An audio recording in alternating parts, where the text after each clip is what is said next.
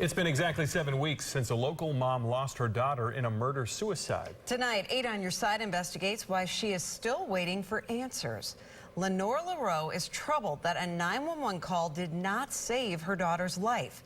The bodies of her daughter and the suspected killer were discovered June 4th. The night before, she had called 911, and then there was silence.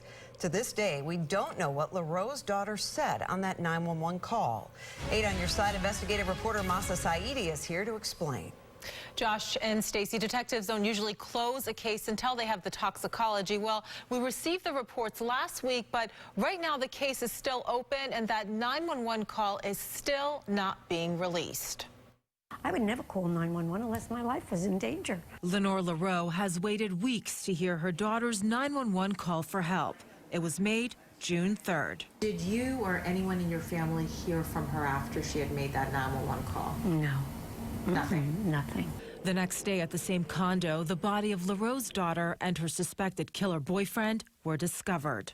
On the night of that initial 911 call, Pinellas County deputies spent more than an hour investigating the scene and trying to make contact. When they saw nothing suspicious, they left. They say the facts didn't allow them to force their way into the home without a warrant and violate the law. Tonight, 8 on Your Side is working to get answers for a mother who feels deputies could have done more. Your worst fear is that she was alive. Could have been alive, yes. You would need to hear someone calling for help. You would need to see blood outside. Facts like that to enter without a warrant. Yeah, there's nothing that you can say, hey, if you have this, if you have this, if you have this, you can enter. It's a case-by-case basis. Stephen Capriotti is a former prosecutor who spent 5.5 years covering domestic violence cases. He tells 8 on Your Side deputies could break into a home if they independently observe signs on scene that someone is in physical danger. Since we know that didn't happen here, the next question is, how important is the content of that 911 call? According to Capriotti, it would be difficult for police to break down doors solely based on a call. We haven't heard the 911 call yet, so we don't know exactly what she said. But it sounds like it doesn't matter at this point.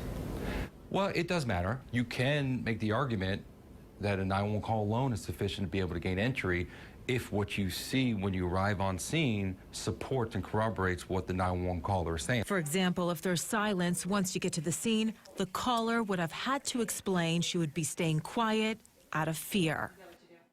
And at this point, it's just too early to say whether the deputies could have been legally justified to enter the condo in any way. But when you're looking at their conduct and trying to analyze it, that 911 call is definitely a part of the equation. And that's why we're staying on top of this case, waiting for them to finish analyzing the toxicology, close the case, and give us the call. So by the sound of what we're hearing here, when they roll up to a scene, they can decide based on what they see if they're going to enter or not. But is there anything in this case they could have done differently?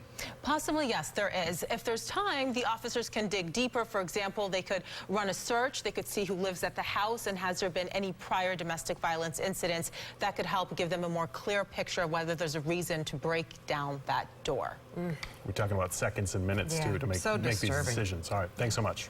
And if you have a problem you would like Masa to investigate, call our 8 on Your Side helpline at 1-800-338-0808.